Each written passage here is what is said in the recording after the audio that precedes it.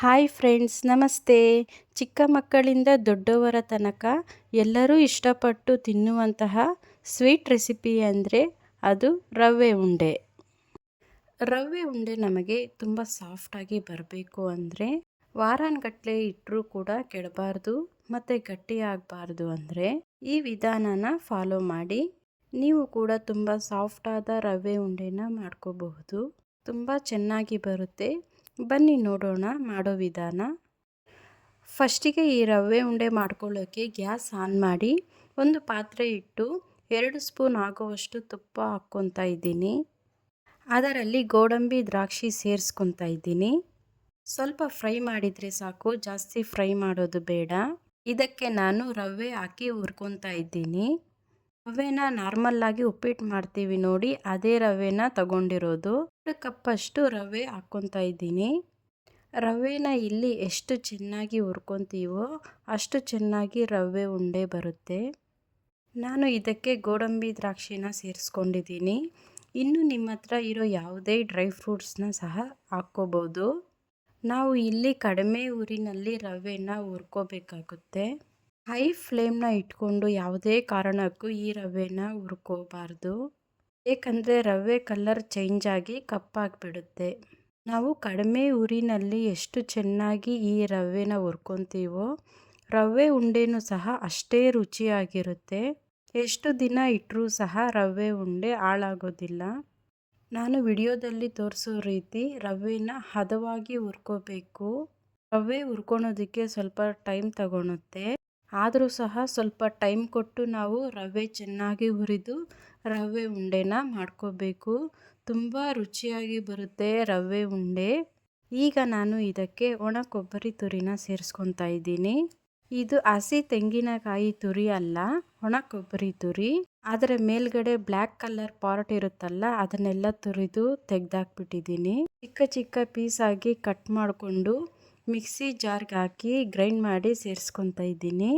ಈ ರೀತಿ ಮಾಡೋದಕ್ಕೆ ಟೈಮ್ ಇಲ್ಲ ಅಂದರೆ ನೀವು ಡೈರೆಕ್ಟಾಗಿ ಒಣ ಕೊಬ್ಬರಿ ತುರಿನ ಸಹ ಸೇರಿಸ್ಕೊಳ್ಬಹುದು. ಈಗ ಇದನ್ನೆಲ್ಲ ಸೇರಿಸಿ ಡ್ರೈ ರೋಸ್ಟ್ ಮಾಡ್ಕೊಳ್ಳೋಣ. ಕಡಿಮೆ ಉರಿನಲ್ಲೇ ಎಲ್ಲ ಪದಾರ್ಥಗಳನ್ನು ಸೇರಿಸ್ಕೊಂಡು ನಿಧಾನವಾಗಿ ನಾವು ಹುರ್ಕೋಬೇಕು. ಹದವಾಗಿ ರವೆನ ಹುರ್ಕೊಂಡಿದ್ದೀವಿ. ರವೆ ಕಲ್ಲರು ಸಹ ಚೇಂಜ್ ಆಗಿಲ್ಲ ಮತ್ತು ರವೆನೂ ಸಹ ಚೆನ್ನಾಗಿ ಹುರಿದು ಆಗಿದೆ. 2 ನಿಮಿಷ ಕೊಬ್ಬರಿ ತುರಿ ಹಾಕ್ಕೊಂಡು ಚೆನ್ನಾಗಿ ಫ್ರೈ ಮಾಡ್ಕೊಂಡಿದ್ದೀನಿ. ನಾನಿಲ್ಲಿ 2 ಕಪ್ ರವೆಗೆ 1 ಕಪ್ ಅಷ್ಟು ಸಕ್ಕರೆ ಹಾಕ್ಕೊತಾ ಇದ್ದೀನಿ. ಕರೆಕ್ಟಾಗಿ ಆಗುತ್ತೆ. ತಿನ್ನುವಾಗ ತುಂಬ ಸಿಹಿನೂ ಅನಿಸೋದಿಲ್ಲ, ತುಂಬ ಸಪ್ಪೆನೂ ಅನಿಸೋದಿಲ್ಲ. 2 ಕಪ್ ರವೆಗೆ 1 ಕಪ್ ಸಕ್ಕರೆ ಕರೆಕ್ಟಾಗಿ ಆಗುತ್ತೆ. ನಿಮಗೆ ಜಾಸ್ತಿ ಬೇಕು ಅಂದರೆ 1.5 ಕಪ್ ಅಷ್ಟು ಸಕ್ಕರೆ ಹಾಕ್ಕೊಳ್ಬಹುದು. ಸಕ್ಕರೆ ಪುಡಿ ಮಾಡಿ ಸೇರಿಸೋದು ಬೇಡ, ಆ ಬಿಸಿಗೇನೆ ಸಕ್ಕರೆ ಕರಗ್ದಂಗೆ ಆಗುತ್ತೆ.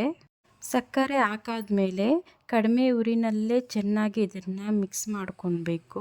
2 ನಿಮಿಷ ಚೆನ್ನಾಗಿ ಹುರ್ಕೋಬೇಕು. ಕಡಿಮೆ ಉರಿನಲ್ಲೇ ಎಲ್ಲ ಪದಾರ್ಥಗಳನ್ನು ಸೇರಿಸ್ಕೊಂಡು ನಿಧಾನವಾಗಿ ನಾವು ಹುರ್ಕೋಬೇಕಾಗುತ್ತೆ. ಸ್ವಲ್ಪ ಟೈಮ್ ಕೊಟ್ಟು ನಿಧಾನ ಉರಿಯಲ್ಲೇ ನಾವು ಎಲ್ಲ ಪದಾರ್ಥಗಳನ್ನು ಹುರ್ಕೋಬೇಕು. ಆಗ ರವೆ ಉಂಡೆ ತುಂಬ ರುಚಿಯಾಗಿರುತ್ತೆ ತಿನ್ನೋವಾಗ. ನೋಡಿ, ನಾನು ಹಾಕಿರೋ ಎಲ್ಲ ಪದಾರ್ಥಗಳು ಡ್ರೈ ಆಗಿ ಹದವಾಗಿ ರೆಡಿಯಾಗಿದೆ. ಇಷ್ಟಾದರೆ ನಮಗೆ ಸಾಕು. ಈ ರೀತಿ ಮಾಡಿಕೊಂಡ್ರೆ ರವೆ ಉಂಡೆನೂ ಸಹ ತಿನ್ನೋದಕ್ಕೆ ತುಂಬ ರುಚಿಯಾಗಿರುತ್ತೆ ಮತ್ತು ಬೇಗ ಹಾಳಾಗೋದಿಲ್ಲ. ನಾನಿಲ್ಲಿ 2 ಕಪ್ ರವೆಗೆ 1 ಕಪ್ ಸಕ್ಕರೆ ಕರೆಕ್ಟಾಗಿ ಸೇರಿಸ್ಕೊತಾ ಇದ್ದೀನಿ. ಮತ್ತು ನೋಡಿ, 1 ಟೀ ಸ್ಪೂನ್ ಆಗುವಷ್ಟು ಏಲಕ್ಕಿ ಪುಡಿನೂ ಹಾಕ್ಕೊಂಡು ಚೆನ್ನಾಗಿ ಮಿಕ್ಸ್ ಮಾಡ್ಕೊತಾ ಇದ್ದೀನಿ. ಏಲಕ್ಕಿ ಪುಡಿ ಹಾಕಾದ್ಮೇಲೆ 1 ನಿಮಿಷ ಸಾಕು, ಚೆನ್ನಾಗಿ ಮಿಕ್ಸ್ ಮಾಡ್ಕೊಳ್ಳೋಣ. ಈ ರೀತಿ ನಾನು ಹೇಳೋ ಥರ ಮಾಡೋದ್ರಿಂದ ರವೆ ಉಂಡೆ ನಮಗೆ ತುಂಬ ಸಾಫ್ಟಾಗಿ ಬರುತ್ತೆ ಮತ್ತು ಎಷ್ಟೇ ದಿನ ಇಟ್ಟರೂ ಸಹ ಕೆಡೋದಿಲ್ಲ ಮತ್ತು ಗಟ್ಟಿನೂ ಆಗೋದಿಲ್ಲ. ಅದರಿಂದ ನಾನು ಮಾಡೋ ವಿಧಾನನ ನೀವು ಸಹ ಫಾಲೋ ಆಗಿ. ನಾನು ಗ್ಯಾಸ್ ಆಫ್ ಮಾಡಿಕೊಂಡು ಹಾಲು ಸೇರಿಸ್ಕೊತಾ ಇದ್ದೀನಿ. ಹಾಲನ್ನು ಸೇರಿಸ್ಕೊಳ್ಳೋವಾಗ ಗ್ಯಾಸ್ ಕಂಪ್ಲೀಟಾಗಿ ಆಫ್ ಮಾಡ್ಕೊಳ್ಳೋಣ. ಗ್ಯಾಸ್ ಆನಲ್ಲಿದ್ದು ಹಾಲು ಹಾಕ್ಕೊಂಡ್ರೆ ಮಿಕ್ಸ್ ಮಾಡ್ಕೊಳ್ಳೋವಾಗ ರವೆ ಹರಡ್ಕೊಂಡು ಉಪ್ಪಿಟ್ಟು ಥರ ಆಗೋಗ್ಬಿಡುತ್ತೆ. ಇದರಿಂದ ಗ್ಯಾಸ್ ಆಫ್ ಮಾಡಿಕೊಂಡು ನೀವು ಹಾಲನ್ನು ಸೇರಿಸ್ಕೊಳ್ಬೇಕು. ರವೆ ಉಂಡೆ ತಿನ್ನೋವಾಗ ರವೆ ಥರನೂ ಇರಬೇಕು, ತುಂಬ ಸಾಫ್ಟಾಗಿ ಇರಬೇಕು. ಅಂತಂದರೆ ಗ್ಯಾಸ್ ಆಫ್ ಮಾಡಿಕೊಂಡು ರವೆನ ಮಿಕ್ಸ್ ಮಾಡ್ಕೊಳ್ಬೇಕು. ಆ ಬಿಸಿಗೇನೆ ರವೆ ಸಾಫ್ಟಾಗಿ ಆಗಿ ಸ್ವಲ್ಪ ಹರ್ಕೊಂಡಂಗೆ ಆಗುತ್ತೆ. ಕಪ್ ಆಗುವಷ್ಟು ಕಾಯಿಸಿ ಆರಿಸಿರುವ ಹಾಲನ್ನು ಸೇರಿಸ್ಕೊಂಡಿದ್ದೀನಿ. ಆಮೇಲೆ ಪಾತ್ರೆನ ಕೆಳಗಡೆ ಇಳಿಸಿ ನಮಗೆ ಬೇಕಾದ ಸೈಜಲ್ಲಿ ಉಂಡೆಗಳನ್ನಾಗಿ ಮಾಡ್ಕೋಬೇಕು. ಈಗ ನೋಡಿ ಕರೆಕ್ಟಾಗಿ ರೆಡಿಯಾಗಿದೆ. ಪಾತ್ರೆನ ಕೆಳಗಡೆ ಇಳಿಸಿ ಕೈಗೆ ತುಪ್ಪ ಹಚ್ಕೊಂಡು ನನಗೆ ಬೇಕಾದ ಸೈಜಲ್ಲಿ ಉಂಡೆಗಳನ್ನು ಮಾಡ್ಕೊತಾ ಇದ್ದೀನಿ. ನೋಡ್ತಾ ಇರಬಹುದು ಎಷ್ಟು ಸಾಫ್ಟಾಗಿ ಬಂದಿದೆ ಅಂತ. ತುಂಬ ಚೆನ್ನಾಗಿ ಬರುತ್ತೆ. ರವೆ ನಮ್ಮ ಆರೋಗ್ಯಕ್ಕೆ ತುಂಬ ಒಳ್ಳೆಯದು. ಮಕ್ಕಳಿಂದ ದೊಡ್ಡವರ ತನಕ ಎಲ್ಲರೂ ಇಷ್ಟಪಟ್ಟು ತಿನ್ನಬಹುದು. ಈಗ ನೋಡಿ ಈ ರೀತಿ ನಾನು ಉಂಡೆಗಳನ್ನು ಮಾಡ್ಕೊತಾ ಇದ್ದೀನಿ. ಈಗ ಫೈನಲಿ ತುಂಬ ಸ್ವೀಟಾಗಿ ಸಾಫ್ಟಾಗಿ ರವೆ ಉಂಡೆಗಳು ರೆಡಿಯಾಗಿದೆ. ತಪ್ಪದೆ ನೀವು ಸಹ ಈ ವಿಧಾನದಲ್ಲಿ ಟ್ರೈ ಮಾಡಿ.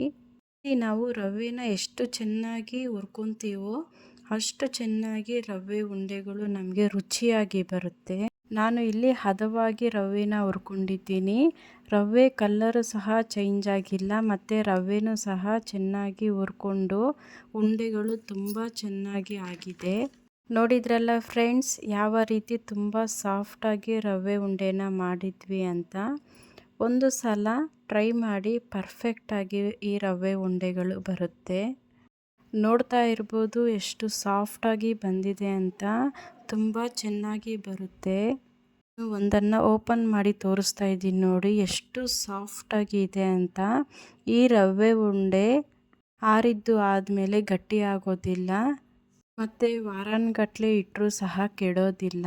ನಾನು ಮಾಡಿರುವ ವಿಧಾನನ ನೀವು ಫಾಲೋ ಮಾಡಿ ತುಂಬ ಸಾಫ್ಟಾದ ರವೆ ಉಂಡೆನ ನೀವು ರೆಡಿ ಮಾಡ್ಕೊಳ್ಳಿ. ತುಂಬ ಚೆನ್ನಾಗಿ ಬರುತ್ತೆ ಈ ರವೆ ಉಂಡೆ.